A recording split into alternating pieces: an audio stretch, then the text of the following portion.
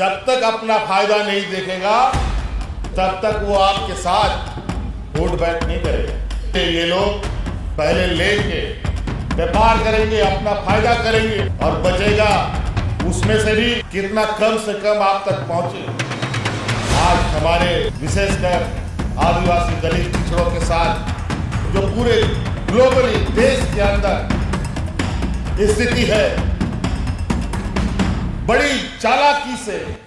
नमस्कार, मैं हूं शुभम और आप देख रहे हैं द लीडर बिहार झारखंड। देखिए, असम में इस साल विधानसभा के चुनाव होने हैं।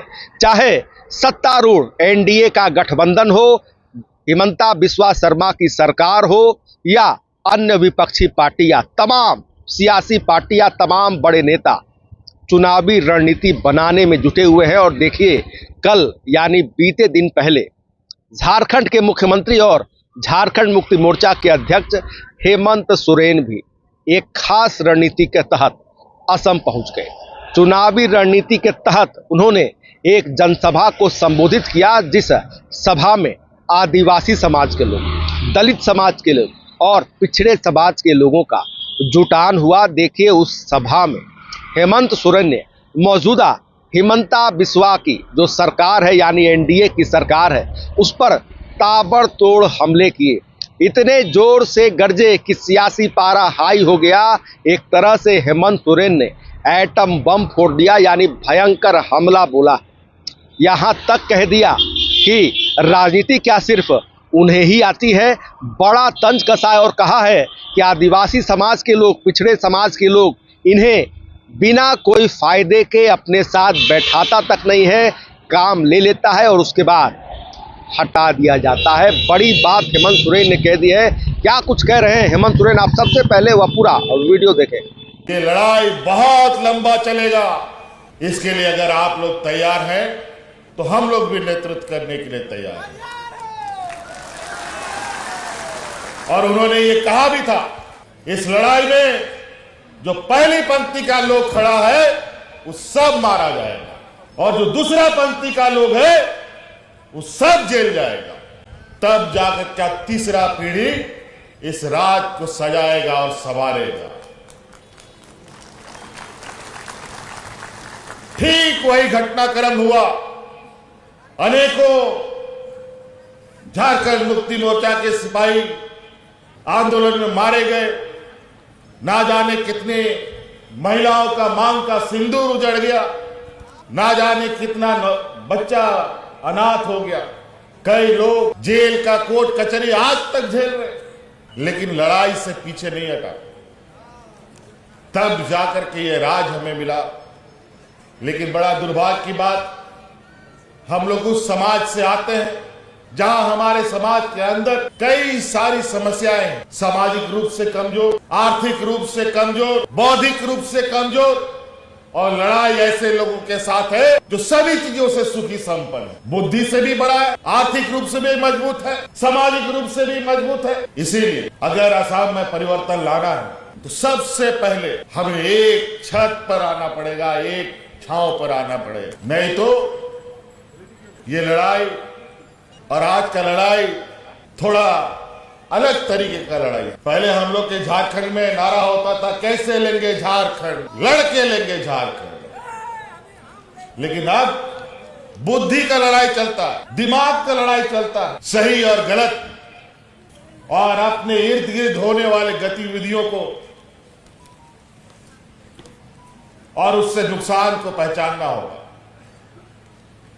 आज अगर आप लोग तैयार हैं तो मैं आपको बताना चाहूंगा कि हम लोग ऐसे लोगों के सपूत हैं, ऐसे खून का कतरा है जो हम लोगों ने कभी पीठ नहीं दिखाया। हम लोगों ने जब जब लड़ा है और इतिहास भी गवाह है, आदिवासी समाज कभी किसी का गुलामी नहीं किया है। कमजोर जरूर रहा है, गरीबी जरूर रही है। राजा महाराजाओं की तरह आदिवासियों ने कभी किसी के सामने घुटने नहीं टेके। और हमें पता है कि हक अधिकार आज के वक्त कैसे लेना पड़ता है। आज जो षड्यंत्रकारी राजनीतिक वातावरण है, जहां डराया धमकाया जाता है, ईडी सीबीआई इनकम टैक्स के नाम पर राजनीतिक वर्चस्व कायम किया जाता है, हम लोग उनसे डरने वालों में से नहीं हैं। हमने कहा है, हमें छेड़ोगे तो छोड़ेंगे भी नहीं। इसीलिए आज हमें ये लड़ाई सिर्फ राजनीतिक लड़ाई नहीं, कानूनी लड़ाई भी लड़नी पड़ी। आज यहाँ के आदिवासी समाज जो हजारों वर्षों से यहाँ पर है, मुझे ये बात समझ में नहीं आता, ये बात बताओ, यहाँ पर जो हमारे आदिवासी भाई लोग अलग अलग जगह से असम, झारखंड, छत्तीसगढ़, बंगाल, बिहार से आकर के यहाँ बसे हैं, ये कल आए हैं क्या? जब बिहार भी अलग नहीं हुआ था, जब उड़ीसा भी अलग नहीं हुआ था, जब असम भी अलग नहीं हुआ था, तब से लोग यहां पर हैं।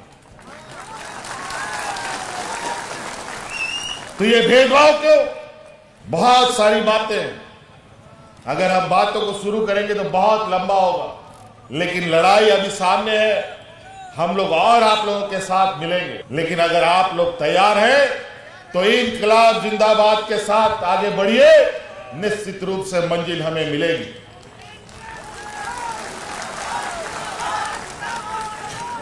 बहुत विचार हमने किया, हमारे कई साथियों ने कहा असम में एक बहुत बड़ा धड़ा बहुत सारे यातनाओं से गुजर रहा है। अलग अलग समय काल में अलग अलग तरीके से आप लोगों का राजनीतिक उपयोग हुआ, और आज इतना बड़ा समूह और यहाँ हक, अधिकार और सम्मान की लड़ाई लड़ना बड़ा विचित्र बात। और आज जो आपके इस राज्य में सत्ता में काबिज है, ये लोग देने वाले लोग नहीं है, ये लोग व्यापारी है। और व्यापारी लोग जब तक अपना फायदा नहीं देखेगा तब तक वो आपके साथ उठ बैठ नहीं करेगा। ये लोग पहले लेंगे, व्यापार करेंगे, अपना फायदा करेंगे, और बचेगा उसमें से भी कितना कम से कम आप तक पहुंचे। आज हमारे विशेषकर आदिवासी दलित पिछड़ों के साथ जो पूरे ग्लोबली देश के अंदर स्थिति है,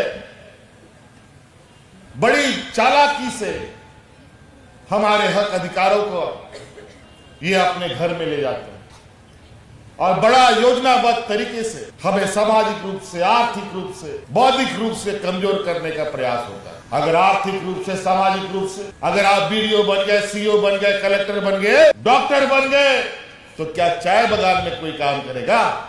तो इन लोग को चाय बागान कौन चलाए? तो इनको चाहिए मजदूर। पहले भी हम बोला, दिल्ली, मुंबई, गुजरात को विकास करना है, वहां बिल्डिंग बनानी है, सड़क बनाना है, पुल बनाना है, तो वहां मजदूरी के खटेगा। यही आदिवासी, दलित, पिछड़ा, अल्पसंख्यक लोग खटेगा। इसीलिए बड़ा योजनाबद्ध तरीके से, कई तरीके से खनिज संपदाओं से हमारा झारखंड सजा हुआ है। देश का सबसे अधिक खनिज संपदा हमारे राज्य में पाया जाता है, लेकिन वहां के लोगों की हालत क्यों खराब हो गई? क्योंकि उसको चारागाह बनाया। असम इतना खूबसूरत वादियां, कई ऐसे राज्य हैं जहां एक भी खनिज संपदा नहीं है, लेकिन आज वो देश के अग्रणी राज्यों में है। क्यों?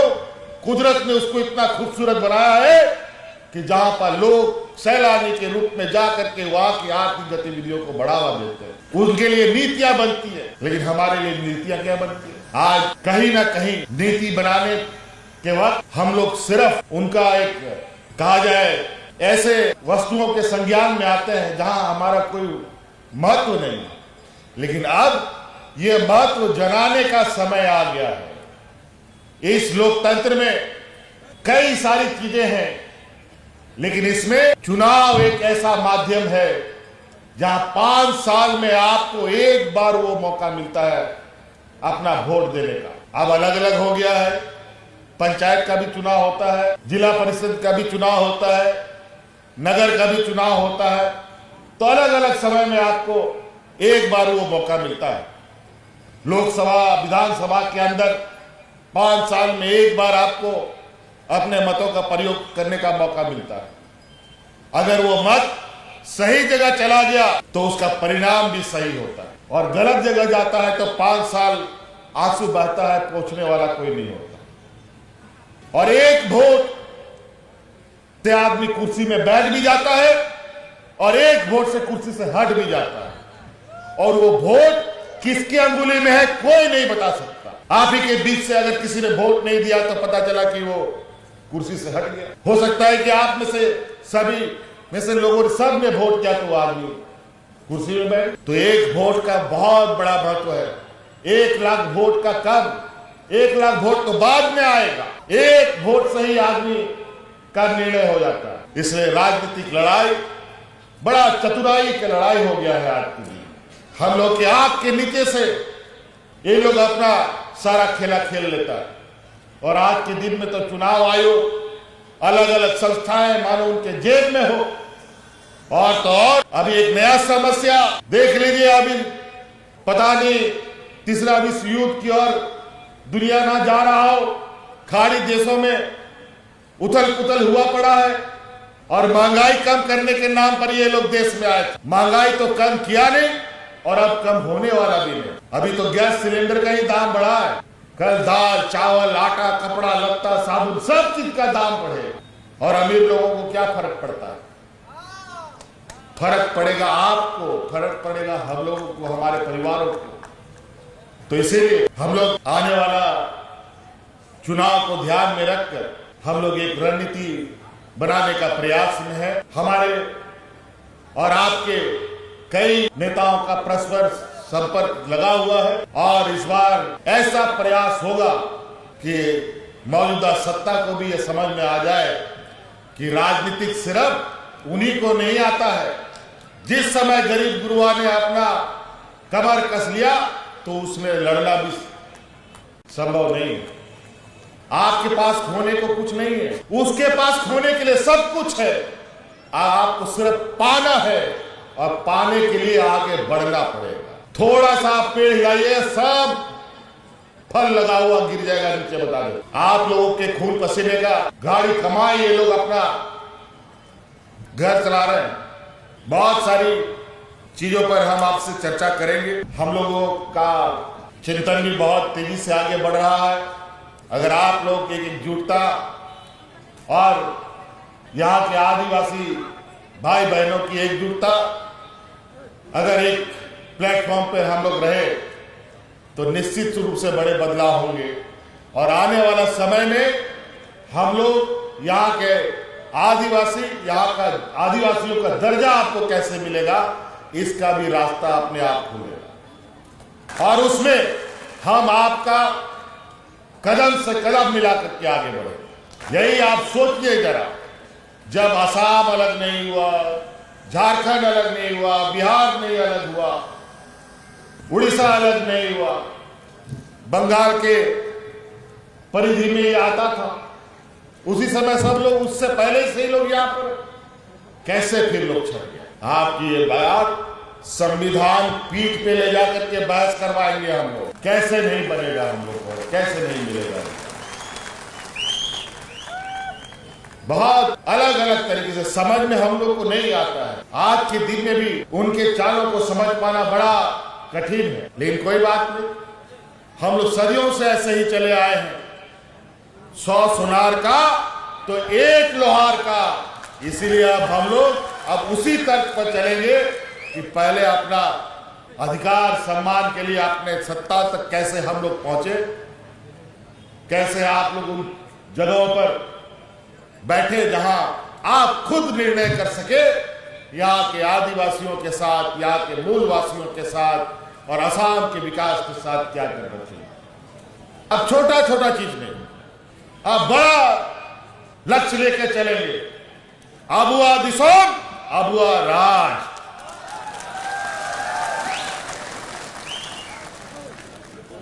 इस लक्ष्य के साथ चलेंगे। तो साथियों, हमको पुर्जी भी थमा दिया गया है। हमारा और एक कार्यक्रम है। आज का तो पहला सफर था। उम्मीद करते हैं कि हम लोग उस रणनीति को बना पाने में सफल हो जाए, जहां पहला कदम नहीं, यहीं पर रह करके आप लोगों के साथ संवाद स्थापित हम लोग करेंगे और आगे का लड़ाई का रणनीति, राजनीतिक लड़ाई की रणनीति तय करेंगे। आप सब लोगों को आज के इस सभा में उपस्थित होने के लिए सभी कार्यकर्ता साथियों का बहुत बहुत आभार। और इन्हीं बातों के साथ मैं अपनी वाणी को समाप्त करना चाहता हूं। आप सभी लोगों का बहुत बहुत धन्यवाद। तो आपने देखा कि झारखंड के मुख्यमंत्री हेमंत सोरेन चुनावी रणनीति के तहत असम पहुंचे, जनसभा को संबोधित किया और भयंकर हमला बोला असम की मौजूदा सत्तारूढ़ हेमंत बिस्वा शर्मा की सरकार पर और आदिवासी समाज, दलित समाज, पिछड़े समाज के लोगों को एकजुट होने की अपील कर दी। जनता का जोहार किया मुख्यमंत्री हेमंत सोरेन ने। तो फिलहाल खबरों में इतना ही। बने रहिए दिलचस्प बड़ी खबरों को दलील बिहार झारखंड के साथ। आपको हमारा वीडियो पसंद आया तो लाइक शेयर कमेंट जरूर कीजिएगा। आपने अभी तक इस चैनल को सब्सक्राइब फॉलो नहीं किया है, कृपया तुरंत कर लें। धन्यवाद।